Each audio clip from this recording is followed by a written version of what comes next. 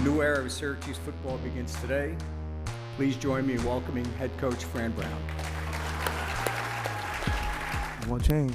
We got to change it. You guys want championships. Let's be all together. If you're a Syracuse fan, you're sitting there going, hey, man, I think we got ourselves a quarterback. Seeing the success that he's had in his resume speaks volumes, and the vision that he told me that he got the job, he could build a really good program right away. I feel like that's exactly what he's doing. We just want to have fun, guys, and I want those guys to be a part of it and come back and see us having fun, so that way when we win, they know they helped do it. They helped build it.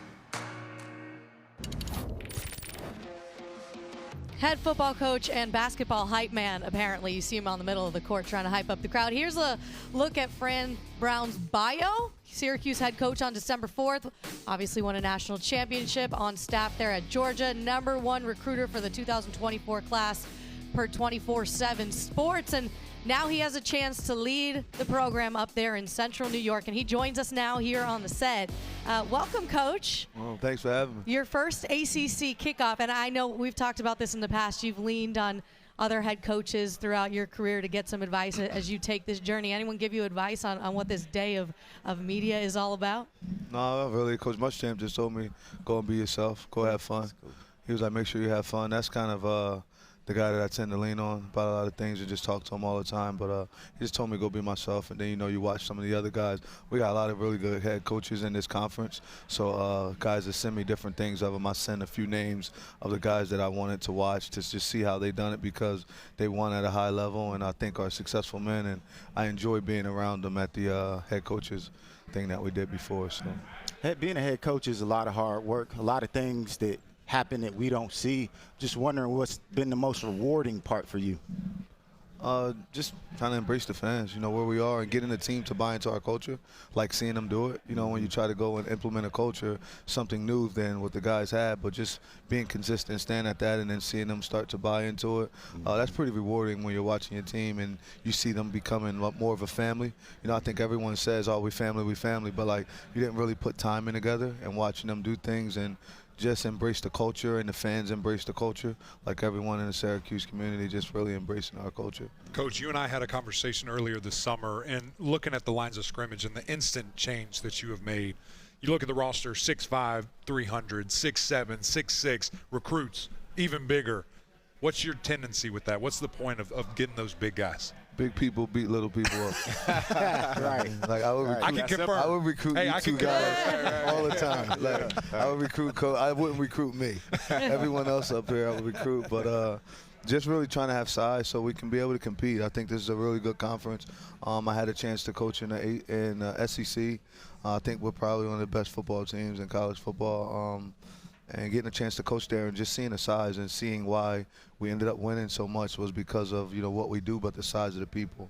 And then having a chance to coach in the Big Ten early on before Coach Shiano flipped everything over, just seeing the guys that we did lose to and why we lost to them, they were just a lot bigger at the time. So it's just like size, man. It's just that's why it's a weight class in boxing and wrestling due to the size. So staying with size, you got size in the secondary on defense too. Justin Barron, 6'4", 230, 225, can come downhill and crush people. How versatile is he for your defense?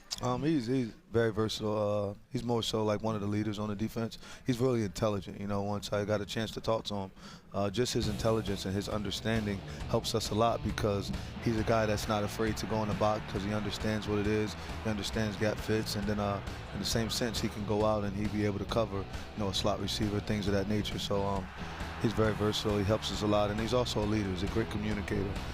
Communicating is the key to having a successful Is he going to wear the helmet comms on defense? Is that a guy that you will have as a safety, or you going to have a linebacker? No, more so probably do mic? that with the mic, because he'll be able to talk to both. Defense. I think Marlo Wax will probably be that guy to do that. Good. And then if it wasn't Marlo Wax, we got another guy that we're thinking about him being just like you want to have a guy that's backup, Everybody wants to say, hey, the backup mic. Like, no, he might not be the best communicator. Sure. The next best communicator would possibly be Justin Barron, but then he's too far away. Right, to get to the D-line. From the front. The D-line has to get different things. So probably it'd be Derek McDonald after that. Those two guys to me are more reliable, and they're really good communicators. Coach, it's proven you're a great recruiter. There's no doubt about that. How in the world did you get Kyle McCord? Can you tell that story? My wife did that. My wife did that. Her and his father worked together at the hospital. Yeah, my wife was, in school in her clinicals, becoming an RN before she became a nurse anesthetist, and he worked there also. And she kept telling me about this kid that was really good in middle school. And I was just like, she was like, I'm telling you, his dad would always show us the film. That's dope. And then, that's dope, man. One day I got a chance to go and watch him play Little League football, and I was like, oh, snap, he can actually play. And then I was hearing, everyone hears who's going to hit the portal, who's going to hit it. And I just had our staff, like that was the mission.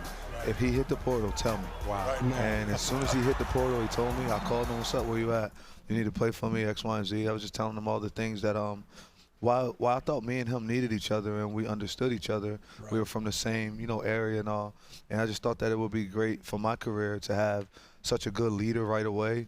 And then it would be great for him to, have a coach that, and nothing towards his last coach, but just to have a coach that truly wanted him to be the leader of our football team. And I thought that mattered when he knows that I have confidence in him and he has confidence in me. So, we got on the private plane. I went right to him, Coach. And I wouldn't leave. I was there from like 6 to about 1:30 a.m. Wow. I was there long. So. That's powerful, though, especially at that position. And the words you just said there, for him to know you're our guy, this is yours. Take it over and do that thing. For ACC fans, what does Kyle bring to the team? What can he do on the field, off the field? He brings leadership, though, instant. He has instant credibility because he played at a prestigious program and they did a real good job. Technically, 2 plays, he's not even here with us right now. Be on a different team. But he brings instant leadership, work ethic. When you got a chance to watch him work in the weight room, he worked really hard. I turned it up and just told him, I'm not with the pocket BS. You're going to move around. You're going to run. I want to see, since I got to watch him in Little League, I want to see that Little League quarterback. I want to see you have fun. Go run, go score, do different things. And you just see him get back to himself. When we first started talking, he was giving me the business office talk. Yes, sir. I was like, chill with all that. I need you to be you. This is the only way to work. And we meet weekly, and he does a real good job. Coach, take me back to when you was a player. I saw you play in the league a couple years. I want to know your scouting report as a player. Bad. Work ethic. Come on. Work ethic. No, work ethic. I went to Western Carolina. I just got worked. I got really, really close with Kevin Coyle. Kevin Coyle and Marvin Lewis felt bad for me, and they gave me an opportunity. They gave me an opportunity to come back and be on the practice squad a little bit, and then you see they cut me. Then I got a chance the next year to do it. But it was just work ethic, and it was something that I needed to I didn't know how to advocate for myself. I didn't understand all those things. I was happy to have an agent, happy to do all the different things that I didn't get taught when I was a player.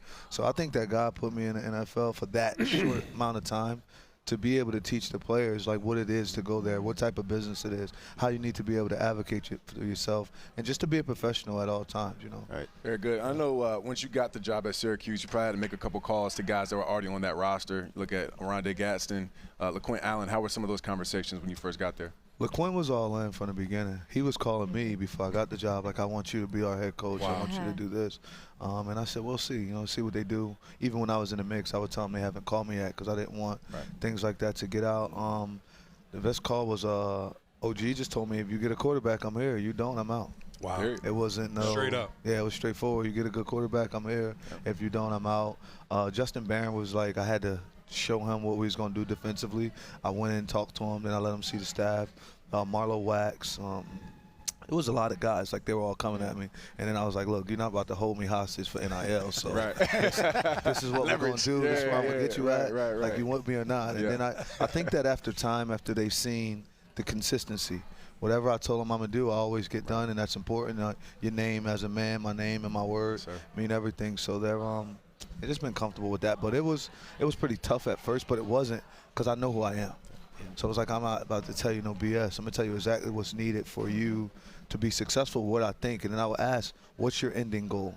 As these guys told me their ending goal, I said, okay, this is what our core values are going to be. This is our culture, Dart. And if your ending goal is to go to the National Football League, to be a good father, to be a good husband, to get closer with your faith, things that I'm going to do daily, then you should stay here. If that's not your ending goal, then you should leave. If you're looking for the big payday right now, then this won't be the place for you because we don't have those guys that are trying to do that at the moment until we go and prove and show who we are. Coach, I appreciate the realness.